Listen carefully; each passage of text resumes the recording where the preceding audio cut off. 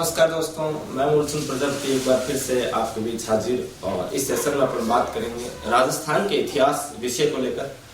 और आपको पता है कि राजस्थान के इतिहास विषय में अपना जो टॉपिक चल रहा है वो राजस्थान के इतिहास को जानने के प्रमुख स्रोतों को लेकर चल रहा है। और इन प्रमुख स्रोतों में भी अगर बात करूं तो अपन बात कर रहे थे राजस्थान के प्रमुख पुरातात्विक स्थल और राजस्थान के प्रमुख पुरातात्विक स्थल यानी कि राजस्थान के सभ्यताओं को लेकर अपन क्या कर रहे थे, चर्चा कर रहे थे। लेकिन मैं यूं कहूं भाई साथ साथ अपना जो दूसरा जो सब्जेक्ट चल रहा है वो राजस्थान की कला एवं संस्कृति को लेकर अपना सब्जेक्ट चल रहा है। और तीसरा जो अपना सब्जेक्ट चल रहा है वो राजस्थान के भूगोल विषय को लेकर चल रहा है। और वहीं राजस्थान के एसआई जो राजस्थान का सब इंस्पेक्टर का जो एग्जाम है उस एग्जाम को मद्देनजर रखते हुए हिंदी विषय का जो अपना चौथा है वो पार्ट चल रहा है। और अगर आपको देखना हो प्रत्येक सब्जेक्ट तो आप मिशन उत्कर्ष यूट्यूब प्लेटफॉर्म के प्लेलिस्ट में जाना और वहां से आप सर्च करना हिंदी बाय मूलचंद सर या फिर भूगोल, राजस्थान का भूगोल या फिर जो भी आपको राजस्थान का कल्चर पढ़ना है, राजस्थान की हिस्ट्री पढ़नी है, वहां आपको बाय मूलचंद सर नाम से आपको क्या मिल जाएगा, एक प्लेलिस्ट मिल जाएगी। और अलग अलग प्लेलिस्ट में अलग अलग सब्जेक्ट का अध्ययन चल रहा है। तो वहां से आप बहुत डिटेल से प्रत्येक सब्जेक्ट को आप पढ़ सकते हो। बिना आपसे कोई कॉस्ट हम ले नहीं रहे, फ्री ऑफ कॉस्ट पढ़ा रहे हैं और बहुत ही डिटेल से आपको पढ़ा रहे हैं। भाई हो सकता है जैसे अत्याधुनिक जो सुविधाएं हैं जैसे डिजिटल बोर्ड वगैरह की या फिर डिजिटल जो मैपिंग वगैरह जो अपन बोर्ड पे दिखा देते हैं आपको, वो हमारे पास अभी सुविधा उपलब्ध है नहीं। तो कोई दिक्कत वाली बात नहीं, बहुत जल्द उसकी भी हम आपके लिए व्यवस्था करेंगे। लेकिन अभी जैसा चल रहा है वैसे में एडजस्ट कीजिएगा। लेकिन किसी भी मैटर में और गुणवत्ता में आपके साथ किसी प्रकार की कोई कमी नहीं की गई।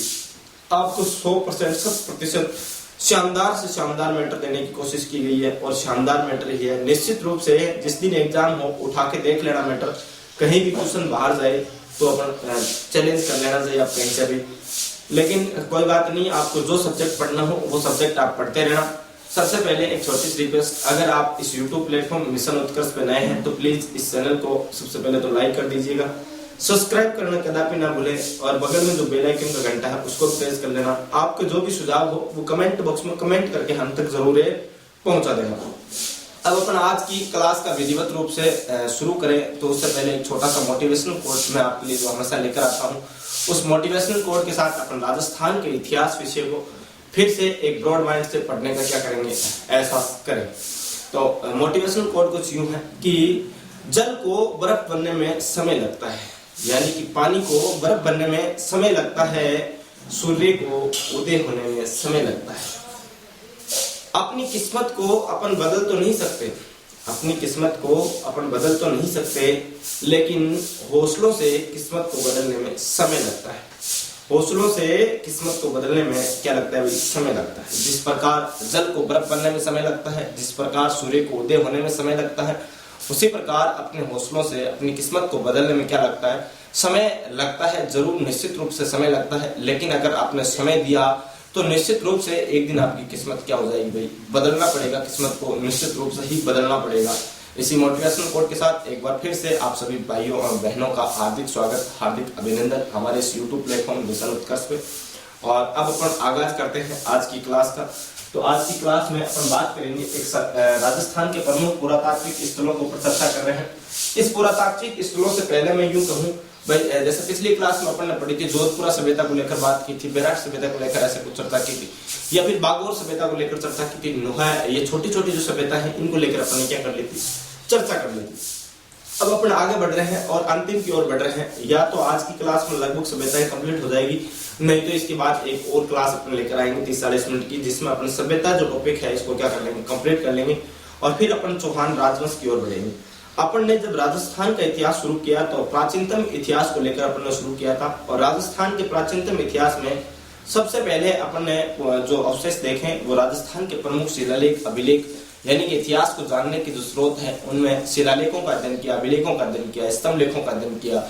वहीं भी और भी राजस्थान के प्रमुख लेखों का अध्ययन करते हुए अपन ने राजस्थान के प्रमुख सिक्के, मृदभांड पर चर्चा करते हुए राजस्थान के प्रमुख पुरातात्विक स्थलों की अपन ने काफी पुरातात्विक स्थलों की चर्चा कर ली है। इसी में लगातार इसी कड़ी में आज अपन बात कर रहे हैं एक सभ्यता जिसका नाम है गणेश्वर सभ्यता, जो कि राजस्थान के नीम का थाना सीकर जिले से प्राप्त होती है, कांकरी नदी के तट से प्राप्त होती है। तो आप देख लो गणेश्वर सभ्यता यानी कि कहां से प्राप्त होती है, नीम का थाना से। कहां से, नीम का थाना से। और नीम का थाना कहाँ है? नीम का थाना की बात करूं तो ये पड़ता है सीकर में। हमें जिला कौन सा लगता है? जिला लगता है सीकर। राजस्थान का एक जिला सीकर है। यहाँ पर नीम का थाना नामक स्थान से एक सभ्यता प्राप्त होती है और इस सभ्यता का नामकरण क्या रखा गया? गणेश्वर है सभ्यता। इस सभ्यता का क्या रखा गया? नाम रखा गया। अब जो ये सभ्यता है ये कांतली नदी के तट पर है। हमें कौन सी नदी के तट पर?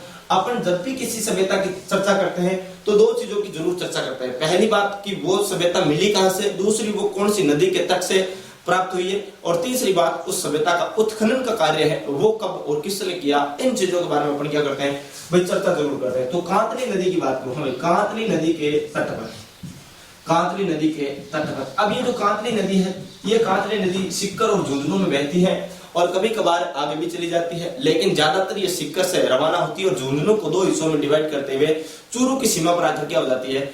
समाप्त हो जाती है, मिट्टी के अंदर क्या हो जाती है? धस जाती है। इस प्रकार जैसे देखो ये मान लो यहाँ से सिक्कर है और इस सिक्कर से यहाँ से रवाना होती है और सिक्कर से रवाना होता है झुंझुनू। ये मान लो यहाँ पर तो क्या पड़ता है? ये मान लो ये सिक्कर है, ये मान लो सिक्कर है और सिक्कर में खंडेला पहाड़ियों से उद्गम होता है। सिक्कर में बहती हुई यहाँ पर क्या है? झुंझुनू है और इस झुंझुनू को यहाँ से दो हिस्सों में डिवाइड करती हुई यहाँ मान लो क्या है? चूरू है अपना, और चूरू के बॉर्डर पर आकर यहाँ क्या हो जाती है? नदी धरती के अंदर समाहित हो जाती है, यानी कि भूगर्भ में समाहित हो जाती है। ये नदी यहाँ पर समाप्त हो जाती है। ये यानी कि अपन कह सकते हैं भाई जो आंतरिक प्रवाह है नदियों का, आंतरिक प्रवाह की नदी है और आंतरिक प्रवाह की नदी है, इसी वजह से भूगर्भ में क्या हो जाती है? समाहित हो जाती है। और इसी नदी के तट पर स्थित है अपनी कौन सी सभ्यता? तो वो सभ्यता है अपनी गणेश्वर सभ्यता। अब गणेश्वर सभ्यता की बात करूं भाई, इसका उत्खनन का कार्य किसने किया?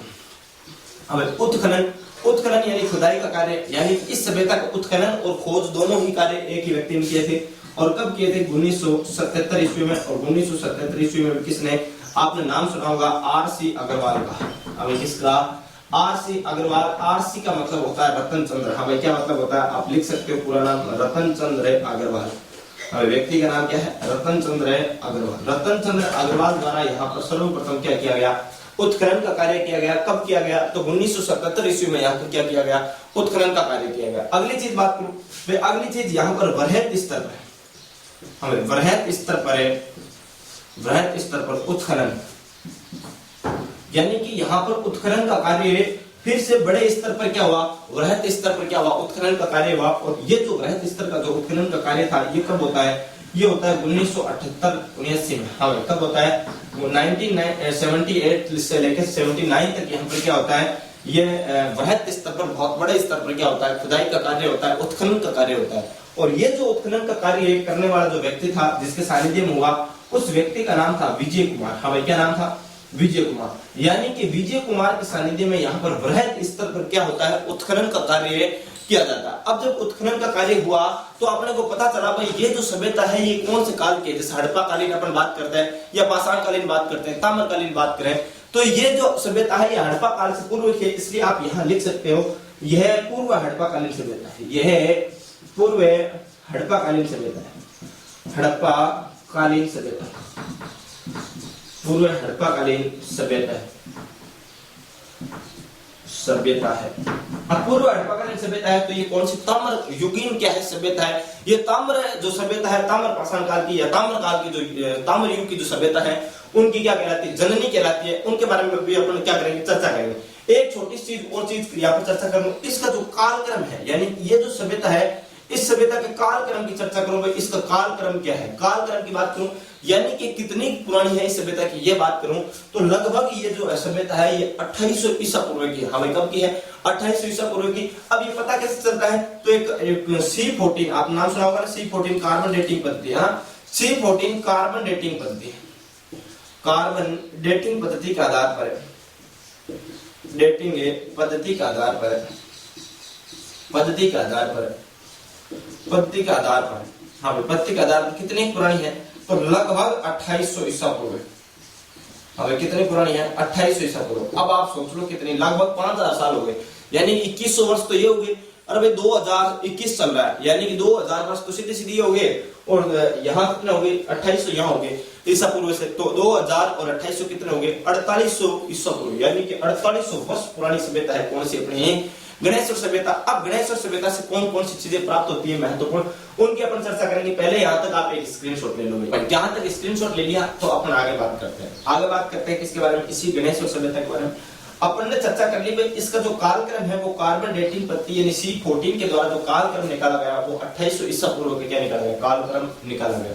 ये जो गणेश्वर सभ्यता है ये नीम का थाना से प्राप्त होती है और नीम का थाना राजस्थान के कौन से जिले में, जिला सीकर में पड़ता है और वहां से गणेश्वर सभ्यता प्राप्त होती है, सीकर जिले से प्राप्त होती है। अब नदी की बात करूं मैं, नदी कौन सी नदी के किनारे, तो ये नदी पड़ती है यहाँ पर कांतरी नदी, कांतरी नदी के किनारे कौन सी सभ्यता, तो अपनी गणेश्वर सभ्यता। फिर बात करूं इसका जो उत्खनन कार्य है, उत्खनन कार्य सर्वप्रथम 1977 ईस्वी में R.C. अग्रवाल द्वारा, यानी कि R.C. अग्रवाल की बात करूं कि रतन चंद्र अग्रवाल द्वारा यहाँ पर सर्वप्रथम क्या किया गया, 1977 ईस्वी में उत्खनन का कार्य किया गया।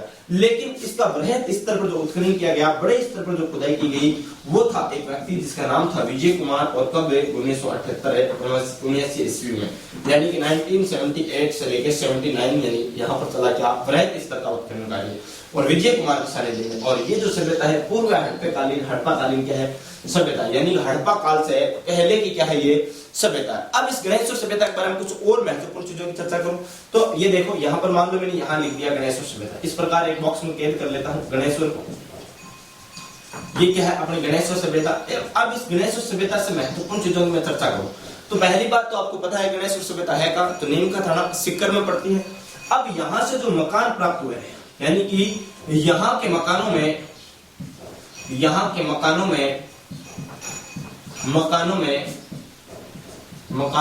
ईंटों का प्रयोग नहीं किया गया। क्या नहीं किया गया, प्रयोग नहीं किया गया।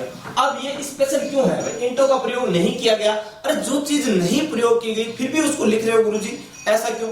अरे यानी कि राजस्थान से जो भी सभ्यता स्थल प्राप्त हुए लगभग 99% सभ्यता स्थलों से क्या हुआ है, ईंटों से निर्मित मकान प्राप्त हुए हैं। लेकिन ये एकमात्र सभ्यता है जहां से, यानी कि गणेश्वर सभ्यता से जो मकान प्राप्त हुए हैं वो ईंटों से निर्मित नहीं होकर पत्थरों से निर्मित पाए गए। तो आप यहाँ लिख सकते हो मकान पत्थरों से निर्मित। अब किससे, मकान पत्थरों से निर्मित, और मकान किससे निर्मित है, मकान पत्थरों से निर्मित है। यहाँ पर निर्माण में ईंटों का क्या नहीं किया गया, प्रयोग नहीं किया गया है।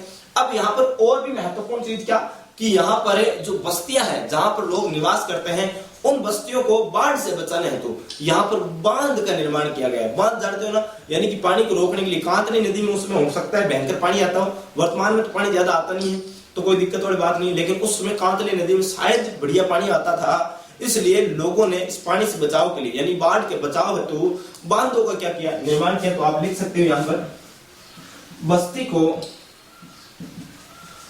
को बाढ़ से बचाने हेतु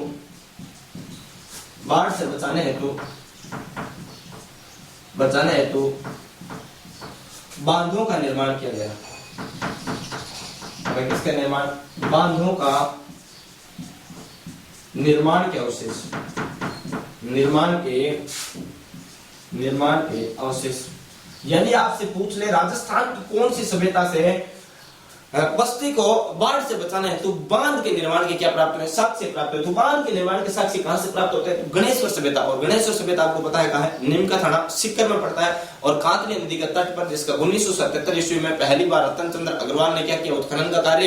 फिर विजय कुमार ने 1978 ईस्वी में क्या किया, उत्खनन का कार्य किया। और इसी सभ्यता की मैं बात करूं, ये जो सभ्यता है ये पूर्व हड़प्पा कालीन सभ्यता है। और यहाँ जो मकान है वो ईंटों का यहाँ पर के मकानों में ईंटों का प्रयोग नहीं किया गया है। तो यहाँ पर है किसका प्रयोग किया गया, भाई मकानों में पत्थरों का क्या किया गया, प्रयोग किया गया है। वहीं यहाँ पर जो बस्ती है, इन बस्ती की बात करूं तो यहाँ बस्ती में क्या है, भाई बांधों का निर्माण किया गया। किससे बचने के लिए, बाढ़ से बचने के लिए। अब बात करूं ये जो सभ्यता है, इस सभ्यता की महत्वपूर्ण बात क्या, कि यहाँ से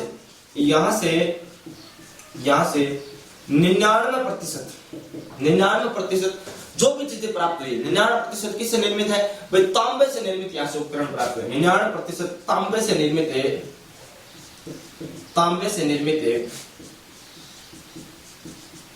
है उपकरण प्राप्त।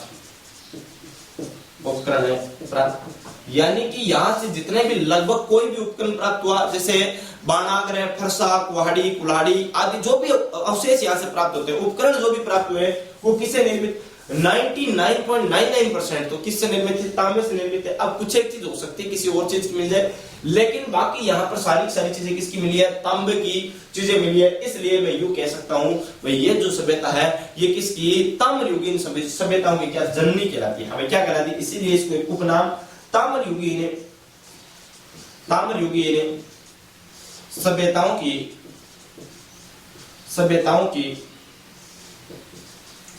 सभ्यताओं की जननी। अब किसको कहा जाता है, ताम्रयुगीन सभ्यताओं की जननी कौन सी सभ्यता को कहा जाता है, तो वो अपनी सभ्यता है कौन सी, गणेश्वर सभ्यता। और एक चीज और इसी सभ्यता को नाम दिया जाता है क्या, कि तांबे की संचय निधि भी किसको कहा जाता है। आपसे पूछ रहे राजस्थान की कौन सी सभ्यता को तांबे की संचय निधि कहा जाता है, किसकी, तांबे की संचय निधि। अब संचय निधि, तांबे की संचय निधि कौन सी सभ्यता कहा जाता है, तो वो सभ्यता भी अपनी कौन सी, गणेश्वर सभ्यता है। और कौन सी गणेश्वर सभ्यता कहां, तो आपको पता है नीम का थाना कांतले नदी के तट पर सिक्कर में स्थित है।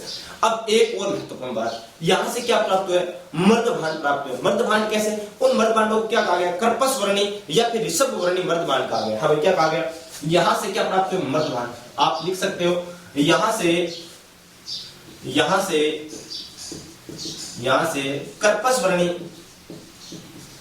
कर्पस वर्णी या फिर यूं कहूं ऋषभ वर्णी। अब यहां लिख लेना ऋषभ वर्णी मर्दभांड प्राप्त हुए। क्या हुए, मर्दभांड प्राप्त हुए।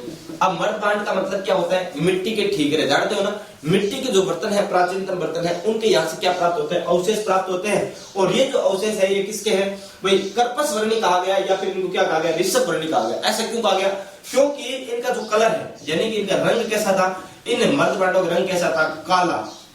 अब कैसा था, काला प्लस क्या था, नीला। काला प्लस नीले रंग से निर्मित होने के कारण इन मर्दभांडों को नाम क्या दिया गया, कर्पस वर्णी या फिर ऋषभ वर्णी मर्दभांड को क्या दिया गया, नाम दिया गया। तो एक बार आप यहां तक नोट कर लीजिए, स्क्रीनशॉट ले लीजिए, फिर अपन इसी गणेश्वर सभ्यता की आगे और चर्चा करते हैं। आगे बात करूं कि यहां से अवशेष और कौन कौन से प्राप्त होते हैं। अवशेषों की बात करूं, यहां तक आपको अच्छे समझ में आ गया होगा। यहां से कर्पस वर्णी और या फिर यूं कहूं ऋषभ वर्णी क्या हुए, मर्दभांड प्राप्त हुए हैं, जिनका रंग कैसा था, काला प्लस नीले रंग के मर्दभांडों को क्या कहा गया, कर्पस वर्णी या ऋषभ वर्णी मर्दभांड कहा गया। फिर अगली बात मैंने की, यहाँ से जो भी उपकरण प्राप्त हुआ लगभग 99% यहाँ से उपकरण कैसे प्राप्त हुए, भाई किसके, तांबे से निर्मित। इसीलिए इस सभ्यता को क्या कहा गया, ताम्रयुगीन सभ्यताओं की क्या कहा गया, जननी कहा गया। वही मैंने बात की भाई इसी को तांबे की संचय निधि के रूप में भी जाना जाता है। फिर मैंने कहा कि यहाँ पर जो बस्ती है, इस बस्ती को बाढ़ से बचाने हेतु यहाँ पर किसका निर्माण किया गया, बांधों का निर्माण करवाया गया। हमें किसका, बांध का निर्माण करवाया गया। और फिर मैंने यहाँ पर बात की कि यहाँ के जो मकान थे, उन मकानों में किसका प्रयोग नहीं था, ईंटों का कोई प्रयोग नहीं किया गया था। जब ईंटों का प्रयोग नहीं किया गया तो यहाँ पर किसका प्रयोग किया गया, पत्थरों का क्या किया गया प्रयोग, यानी कि यहाँ पे मकान कैसे निर्मित थे, पत्थरों से निर्मित मकान थे। ये थी अपनी गणेश्वर सभ्यता की कुछ महत्वपूर्ण बातें। अब अपन बात करते हैं इसी गणेश्वर सभ्यता की कुछ और अवशेषों की। भाई यहाँ से और कौन कौन से महत्वपूर्ण अवशेष प्राप्त होते हैं, और इन चीजों को जानकर अपन क्या कर लेंगे, गणेश्वर सभ्यता को यहाँ से कंप्लीट कर लेंगे। अब अवशेष की बात करूं, भाई यहाँ से सबसे महत्वपूर्ण बात है कि यहाँ से मछली पकड़ने का कांटा प्राप्त हुआ। हमें क्या हुआ, मछली पकड़ने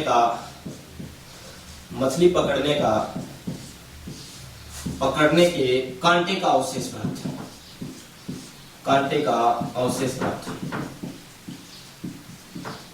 अवशेष प्राप्त। अब एक दो कांटा नहीं प्राप्त हुआ, बहुत सारे यहाँ से मछली पकड़ने के क्या हुए, कांटे प्राप्त हुए हैं। अब इससे क्या अंदाजा लगा सकते हो, यानी कि मछली पकड़ने के जब कांटे प्राप्त हुए तो निश्चित रूप से यहाँ के जो लोग थे वो मछली पकड़ने का क्या करते थे, कार्य करते थे। जब यहाँ के लोग मछली पकड़ने का कार्य कर रहे हैं तो निश्चित रूप से लोग कैसे होंगे, मांसाहारी भी होंगे कि नहीं होंगे भाई, होंगे। यानी कि यहाँ से मछली पकड़ने के कांटे प्राप्त हुए, यानी कि संभवतः ये लोग उस समय कांतली नदी में बहुत सारा पानी आता होगा और पानी के अंदर खूब सारी मछलियां भी रहती होगी, इसलिए ये जो लोग हैं ये मछली पकड़ने के कांटे का प्रयोग करते हैं, किसको, मछलियों को पकड़ने हेतु। और मछलियों को पकड़कर उसका क्या करते हैं, भोजन के रूप में क्या करते होंगे, इस्तेमाल करते होंगे, ऐसा संभवतः अंदाजा लगाया जाता है। अब इतिहासकार चाहे कोई सा ही हो, वो क्या लगाता है, सब तुक्का लगाता है। हाँ, उसको एक तक पता थोड़ी है उसमें क्या हुआ था। हाँ, वो तो क्या करता है, चीजें देखता है और देख के क्या लगाता है, अनुमान लगाता है। हाँ, मान लो आज ही कोई भूकंप आ जाए, मैं यहीं पे ढह जाऊं, अब कुछ दिन बाद यहाँ से क्या हो, खुदाई का कार्य हो 2-4 हजार साल बाद, तो क्या होगा, इतिहासकार जो भी होगा देखेगा, मान लो मैं यहाँ का यहीं क्या हो जाऊं, तबाह हो जाऊं, इतिहासकार आएगा, यहाँ से खुदाई में क्या मिलेगा, कुछ साक्ष्य, कैमरे के साक्ष्य, यहाँ बोर्ड के साक्ष्य, हाथ में मार्कर के साक्ष्य। हाँ, सामने एक व्यक्ति बैठा है जो क्या ऑपरेटर है, उसके क्या मिलेंगे, साक्ष्य प्राप्त होंगे। तो क्या होगा, जब खुदाई होगी तो संभवतः यहाँ से उस समय क्या होती होगी, डिजिटल स्टडी होती होगी, संभवतः उस समय इस व्हाइट बोर्ड पर पढ़ाया जाता होगा, संभवतः व्यक्ति उस समय मार्कर से पढ़ाते थे और उसकी स्याही पता नहीं किसकी बड़ी होती थी। अरे ये क्या होते हैं, इतिहासकारों के तुक्के लगाने के क्या होते तरीके होते हैं। इतिहासकार कुछ भी तुक्का लगा सकते हैं। इतिहासकार जो भी चीज देखते हैं उस चीज के ऊपर कुछ ना कुछ क्या मारते हैं, तुक्का जरूर मारते हैं, और तुक्का मारने की आदत होती है इतिहासकारों की। तो यहाँ पर भी ऐसा ही हुआ। अब मछली पकड़ने के कांटे प्राप्त हुए हैं, हो सकता है वो कांटे किसी और चीज के हो, लेकिन संभवतः जो वर्तमान के मछली पकड़ने के कांटे हैं उनसे मिलते जुलते हैं, इसलिए कह दिया भाई ये मछली पकड़ने के कांटे थे। संभवतः इसमें कांतले नदी में बहुत सारा पानी होता होगा, और संभवतः इसी समय कांतले नदी से ये लोग क्या करते, मछलियां पकड़ने का क्या करते थे, कार्य करते थे। अब अगली चीज यहाँ से और किस चीज की प्राप्त हुआ, अवशेष। हाँ भाई, आपने नाम सुना बाणागर। बाणागर क्या होता है, यानी कि बाण जो होता है, अपन धनुष बाण के ऊपर जो बाण चलाते हैं उस बाण के जो आगे का हिस्सा होता है वो हिस्सा यहाँ से प्राप्त हुआ, बाणागर यहाँ से प्राप्त हुआ, प्लस यहां से क्या प्राप्त हुआ, फारसा, फार से और क्या प्राप्त हुआ, कुल्हाड़ी। आप नाम सुने होगा, परसी का नाम सुना होगा ना, एक लंबी सी होती है, डंडी सी, पीछे बांस होता है, आगे एक चक्कू सा लगा होता है, टेढ़ा टेढ़ा, उसको क्या बोलते हैं, फारसा बोलते हैं। इसी प्रकार कुल्हाड़ी आप सबने देखी होगी और गांव में बहुत अच्छे तरीके से इसका प्रयोग भी किया जाता है। तो बाणागर, फारस, कुल्हाड़ी आदि के अवशेष यहाँ से क्या प्राप्त हुए, आदि के अवशेष प्राप्त, आदि के अवशेष प्राप्त, इन चीजों का अवशेष प्राप्त हो गए। ठीक है, यहां तक भी अच्छी बात है, प्राप्त, ठीक है, यहां तक ठीक बात थी। लेकिन अब और यहां से कुछ पशुओं के भी अवशेष प्राप्त हुए। किस किस के, यहां से 3 पशुओं के मुख्य रूप से अवशेष प्राप्त होते हैं, जिसमें नंबर 1 अपन बात करें कुत्ता के, नंबर 2 नीलगाय के, नंबर 3 हिरण के। यहां से क्या अवशेष प्राप्त हुए, तो आप लिख सकते हो नीलगाय, कुत्ता व हिरण पशु के अवशेष प्राप्त, हिरण पशु के अवशेष, यानी कि यहां से कितने पशुओं का अवशेष प्राप्त हुए, 3 पशुओं के, नीलगाय, कुत्ता, हिरण आदि, ये 3 पशुओं के क्या अवशेष प्राप्त हुए। अब यहां से एक चीज महत्वपूर्ण कि भाई यहाँ के लोगों का भोजन क्या था, यहाँ के लोगों को भोजन, अब इतिहासकारों ने तुक्का लगाया। अब भोजन, जैसे यहाँ से मछली पकड़ने के कांटे प्राप्त हुए, इन्होंने अंदाजा लगा दिया भाई यहाँ के लोग क्या थे, मांसाहारी थे, तो इन्होंने क्या लगा दिया, अंदाजा लगाया मांसाहारी थे। लेकिन यहीं से किसके जो वे गेहूं के साक्ष्य प्राप्त हुए, इसी गणेश सभ्यता से जो वे गेहूं के साक्ष्य प्राप्त हुए, इसलिए कहा कि केवल मांसाहारी नहीं थे, ये साथ में क्या थे, शाकाहारी भी थे। क्या थे, शाकाहारी भी थे। अब अगर यहाँ से गेहूं में जौ के साक्ष्य नहीं प्राप्त होते तो ये क्या कहते, भाई यहाँ के लोग केवल क्या थे, मांसाहारी थे। लेकिन यहाँ गेहूं में जौ के साक्ष्य प्राप्त हुए, इसलिए इनको शाकाहारी कहा गया। अब यहाँ मांसाहारी क्यों कहा गया, क्योंकि मछली पकड़ने के कांटे। अब क्या मुख्य कारण क्या था, मछली पकड़ने के कांटे प्राप्त, पकड़ने के कांटे प्राप्त। और जहां शाकाहारी क्यों कहा गया, क्योंकि यहां से गेहूं व जौ के साक्ष्य प्राप्त। हमें किसके, गेहूं व जौ के साक्ष्य प्राप्त, जौ के साक्ष्य प्राप्त। अब आपको अच्छे से समझ में आ गया होगा भाई इनको शाकाहारी क्यों कहा गया, और दूसरी बात मांसाहारी क्यों कहा गया, क्योंकि यहाँ से मछली पकड़ने के कांटे प्राप्त हुए, तो संभवतः ये लोग क्या करते, मछलियों का शिकार करते थे, खाते थे, और संभवतः यहाँ से गेहूं में जौ के साक्ष्य प्राप्त हुए, संभवतः ये लोग शाकाहारी भोजन भी करते थे। अगली बात, एक और महत्वपूर्ण बात, कि यहाँ से लघु पाषाण काल के सूक्ष्म अवशेष प्राप्त होते हैं। हाँ भाई, क्या लघु पाषाण काल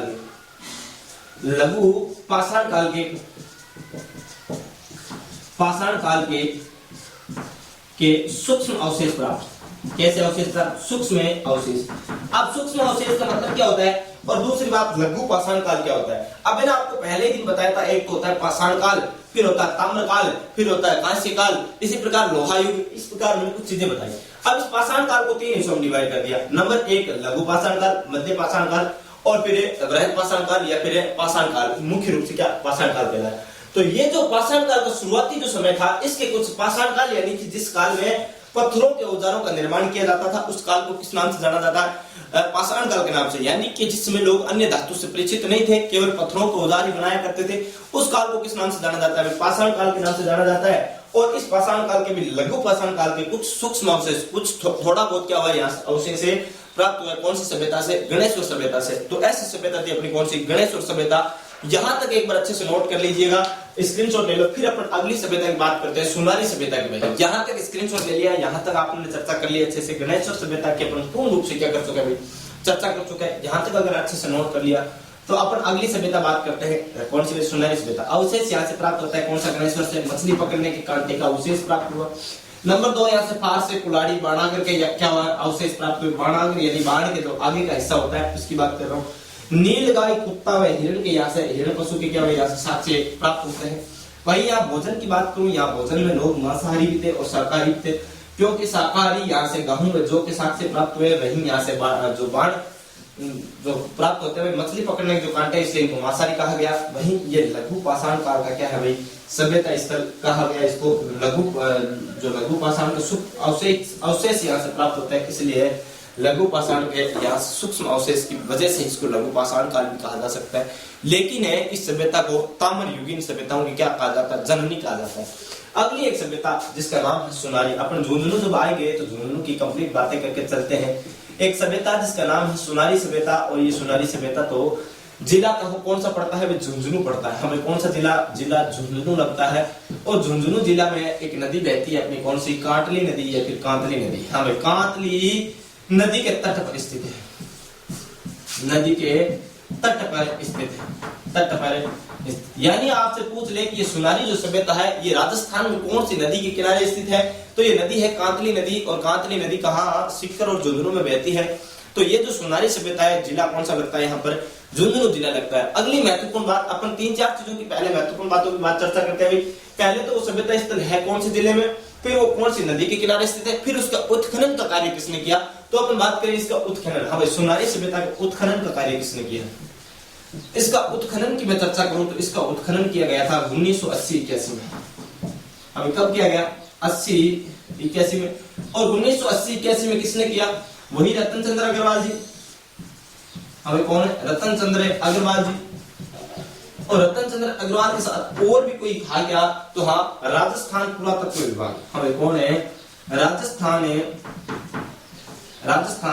पुरातत्व विभाग, पुरातत्व विभाग। यानी कि आर से अग्रवाल के साथ और कौन, राजस्थान का जो पुरातत्व विभाग है इसने खुदाई का क्या किया, बृहत स्तर पर कार्य किया। 1 मिनट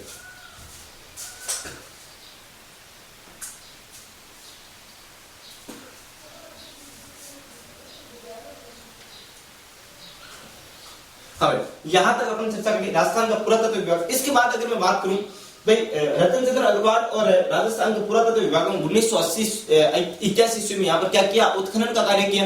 अब जब उत्खनन किया तो पता लगा होगा भाई ये कौन से युग की अभी सभ्यता है, तो ये लोहा युगीन सभ्यता है। हाँ भाई कैसी, लोहा युगीन पुरातात्विक स्थल है। हाँ आप नोट करना, यह लोहा युगीन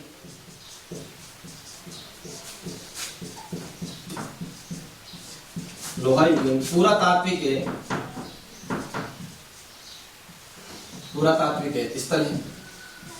अब इसको लोहा युगीन पुरातात्विक स्थल क्यों कहा, ऐसी क्या नौबत आ गई भाई गुरुजी कि इसको लोहा युगीन स्थल कहा, क्यों।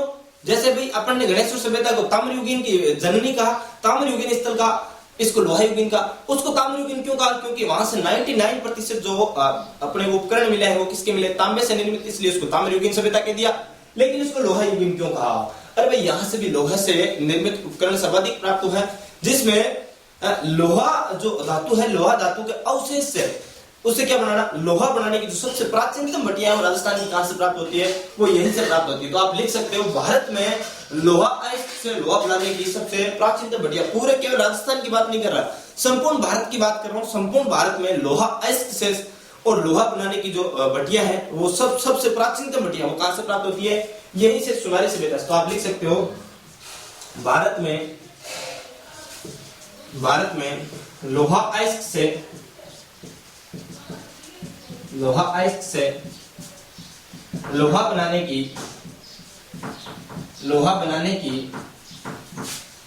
लोहा बनाने की सबसे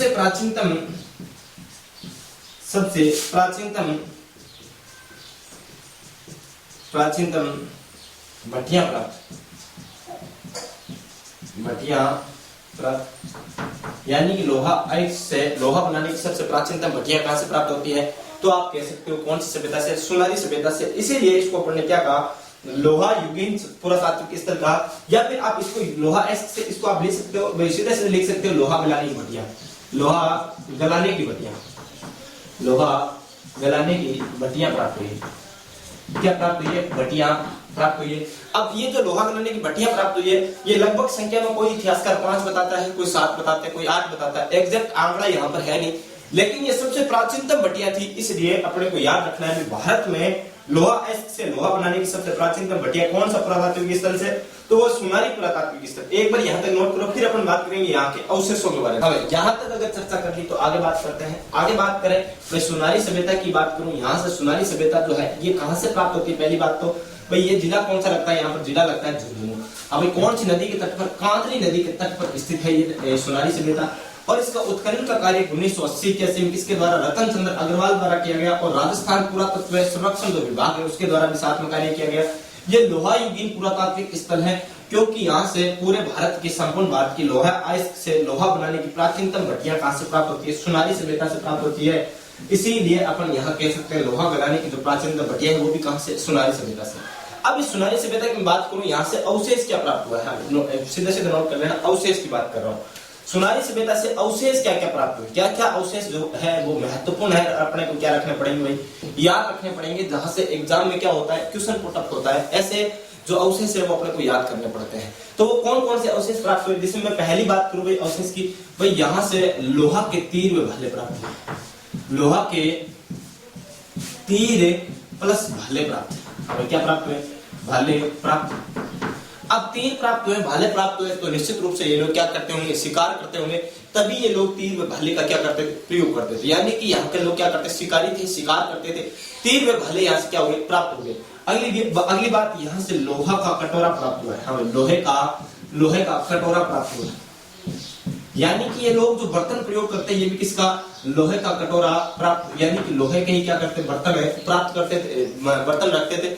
जैसे गणेश सभ्यता में ज्यादातर लोग तांबे का प्रयोग करते हैं, वैसे ही यहाँ पर सर्वाधिक जो प्रयोग होता है वो किसका होता है, लोहे का होता है। अब वो तीर व भाले के यहाँ से अवशेष प्राप्त हुए, तो यहाँ मैं कह सकता हूँ यहाँ का जो भोजन है, यहाँ का भोजन क्या, किस प्रकार का भोजन होता था भाई, ये लोग शाकाहारी भी थे, मांसाहारी भी थे। शाकाहारी कैसे कि यहाँ पर चावल के साथ से प्राप्त होते हैं, इसलिए ये लोग क्या करते, चावल खाते थे, आप कह सकते हैं चावल शाकाहारी थे, प्लस ये लोग क्या करते थे, मांस खाते थे। चावल प्लस मांस खाते, यानी शाकाहारी व मांसाहारी दोनों कैटेगरी क्या थे, लोग थे। यानी कि यहाँ पर भोजन किस प्रकार का किया जाता, चावल व मांस का यहाँ पर क्या किया जाता था, भोजन किया जाता था। अगली बात, यहाँ के लोग रथ का प्रयोग करते थे, और जो कि घोड़ों से खींचा जाता था। या भाई आप महत्वपूर्ण बात यहाँ पर लिख लेना, यहाँ से रथ के अवशेष प्राप्त हुए हैं, हाँ लिख लेना। यहाँ के लोग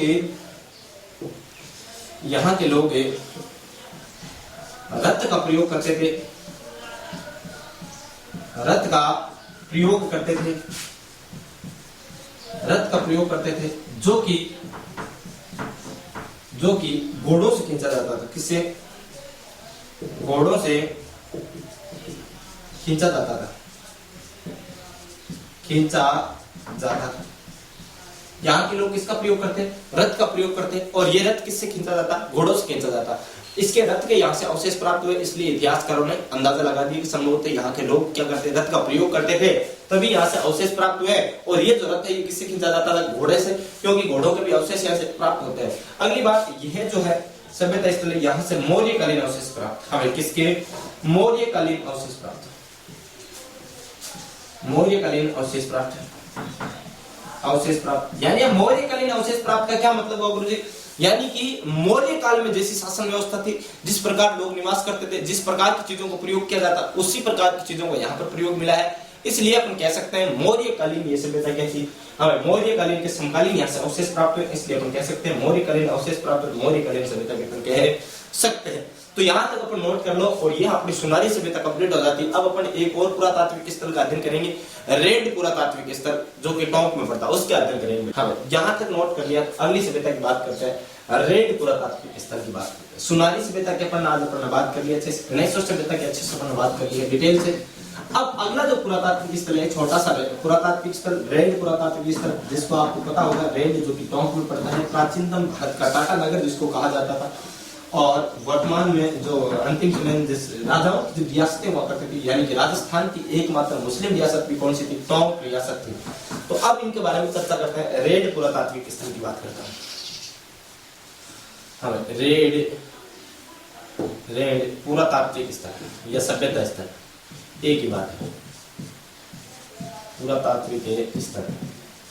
रेन पुरातात्विक स्थल की बात करूं, अपन जब भी किसी पुरातात्विक स्थल की चर्चा करते हैं तो निश्चित रूप से सबसे पहले उसकी बात करते हैं तो ये जो पुरातात्विक स्थल है ये स्थित कहां पर है, ये कहां स्थित है? पहली बात तो ये टोंक में स्थित है। हाँ भाई, राजस्थान का जिला कौन सा लगता है यहाँ पर? टोंक जिले में स्थित है। और अपन बात करते हैं इसके बाद कौन सी नदी के किनारे स्थित है, तो ये राजस्थान में एक नदी ढील नदी के किनारे स्थित है। हाँ, कौन सी नदी के किनारे? ढील नदी के किनारे।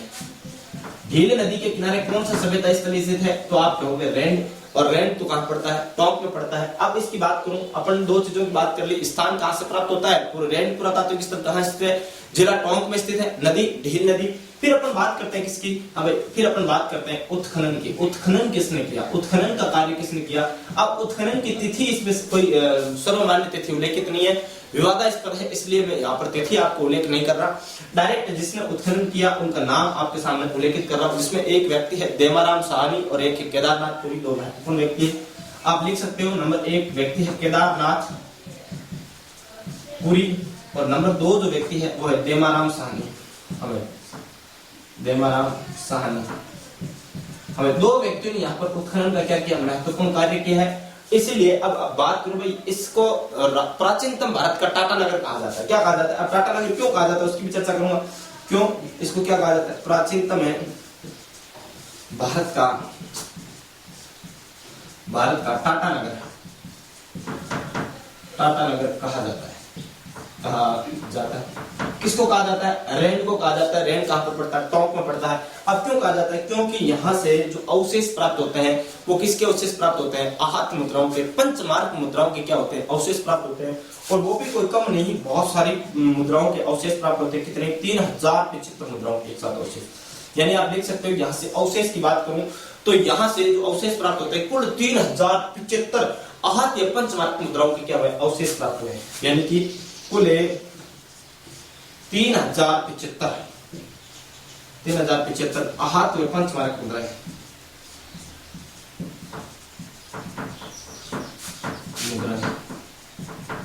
मुद्राएं प्राप्त, इसलिए इसको क्या कहा गया? टाटा नगर कहा गया।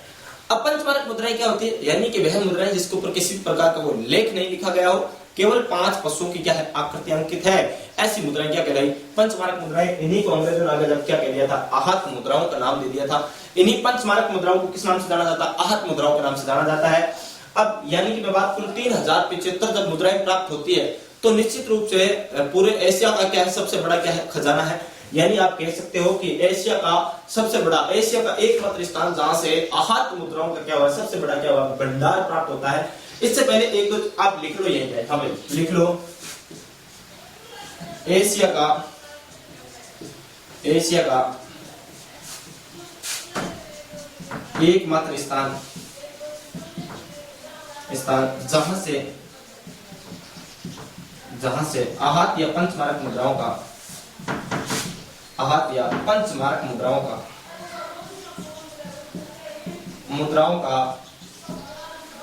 का इतना बड़ा भंडार प्राप्त हुआ। यानी कि आपसे पूछ सकता है कभी भी कि एशिया का सबसे बड़ा वह भंडार जिससे आहत या पंचमार्क मुद्राएं प्राप्त होती है, कौन सा? रैंड पुरातात्विक स्थल, जो कि कहां पड़ता है? टोंक में पड़ता है, यहां से प्राप्त होता है। अगली यहां पर 2-3 और चीजें अवशेष के रूप में याद रखना। एक अवशेष यहां से प्राप्त होता है मथुरा छाप। अब कैसा? मथुरा छाप मर्दभांड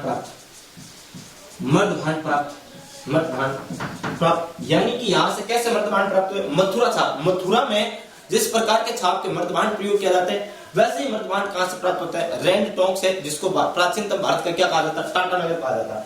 यहां से क्या होता है? एक चीज और याद रखना, बंदर छाप, बंदर आकृति के, हाँ भाई, बंदर की आकृति के बर्तन प्राप्त। यानी बंदर की आकृति के बर्तन कहां से प्राप्त होते हैं? तो भी आप कहोगे रैंड पुरातात्विक स्थल से। वहीं अगर प्राचीनतम भारत का टाटा नगर आपसे पूछ रहे तो भी आप क्या बताओगे? टोंक को बताओगे। मथुरा छाप पद्धति के क्या पूछ रहे आपसे? मथुरा छाप पद्धति के मर्दभांड कहां से प्राप्त होते हैं? तो भी कहां से प्राप्त होते हैं भाई? रैंड पुरातात्विक स्थल से। और रैंड पुरातात्विक स्थल कौन सी नदी के किनारे स्थित है? तो ढील नदी के किनारे स्थित है। यहां तक अपन आज चर्चा कर ली। तो यहाँ आज क्लास कितनी की होगी भाई? लगभग अपने जो 40 मिनट की क्या है क्लास रिकॉर्ड हो चुकी है। तो आज अपन इस क्लास को यहीं पर विराम देंगे। क्योंकि ज्यादा लंबी अपन क्लास खींचेंगे नहीं। फिर अपन कल एक और क्लास लेकर आएंगे जिसमें अपन राजस्थान की बड़ी सभ्यताओं में एक बेराट सभ्यता का अध्ययन करेंगे और छोटी छोटी जो 3-4 सभ्यताएं हैं जिसमें नोहा सभ्यता है, गिलुन सभ्यता है, या फिर अपन जो छोटी छोटी और जितनी भी अपनी मंडोर सभ्यता है, इन सभ्यताओं को क्या करेंगे चर्चा करते हुए सभ्यता जो टॉपिक है इसको अपन क्या कर देंगे कल की क्लास में समाप्त कर देंगे। तो आज के लिए इतना ही काफी है। तो एक छोटी सी रिक्वेस्ट मेरी अंतिम कि अगर आप हमारे इस YouTube प्लेटफॉर्म मिशन उत्कर्ष पर नए हैं तो प्लीज सबसे पहले तो सब्सक्राइब कर लीजिएगा और जो बगल में ही बेल आइकन का घंटा है उसको प्रेस करना कदापि ना भूले, क्योंकि अगर आपने बेल आइकन का घंटा प्रेस नहीं किया तो आपको हमारे वीडियोस के जो नोटिफिकेशन है वो समय पर प्राप्त नहीं होंगे, और समय पर प्राप्त नहीं होंगे तो आप देख नहीं पाएंगे। तो इसलिए नोटिफिकेशन के लिए आपको बेल आइकन का जो घंटा है उसको प्रेस कर लेना और ऑल नोटिफिकेशन आप ऑन कर लेना, जिससे कि आपको हमारे जो यूट्यूब चैनल है मिशन उत्कर्ष उस पर जो भी वीडियो अपलोड होगा उसका आपको क्या प्राप्त हो जाएगा, नोटिफिकेशन क्या हो जाएगा, प्राप्त हो जाएगा। और एक छोटी सी रिक्वेस्ट, अगर आपको हमारे सेशन पसंद आ रहा है तो प्लीज लाइक करना कदापि ना भूले, लाइक कीजिएगा, शेयर भी कीजिएगा, और आपके किसी भी प्रकार के सुझाव हो उनको कमेंट बॉक्स में कमेंट करके हम तक पहुंचा दीजिएगा। साथ ही अगर आपको इस क्लास से संबंधित किसी भी प्रकार का कोई डाउट हो, कोई क्वेश्चन आपको पूछना हो, कोई आपको ऐसा लगता है भाई सर इस सभ्यता स्थल से आपने ये क्वेश्चन छोड़ दिया है, ये पॉइंट आपने छोड़ दिया है, तो आप उसको कमेंट करके हम तक पहुंचाने की कोशिश कीजिएगा, जिससे कि हम आपको प्रत्येक चीज का क्या कर सके, सॉल्यूशन कर सके। किसी भी प्रकार के डाउट को आप कमेंट बॉक्स में कमेंट करके पूछ सकते हैं। तो नो डाउट आप किसी भी क्वेश्चन को यहाँ पुट अप करके पूछ सकते हो। तो अपन अब आज की क्लास को यहीं पे विराम देते हैं और नमस्कार, धन्यवाद दोस्तों, बाकी मिलते हैं अपन नेक्स्ट क्लास में।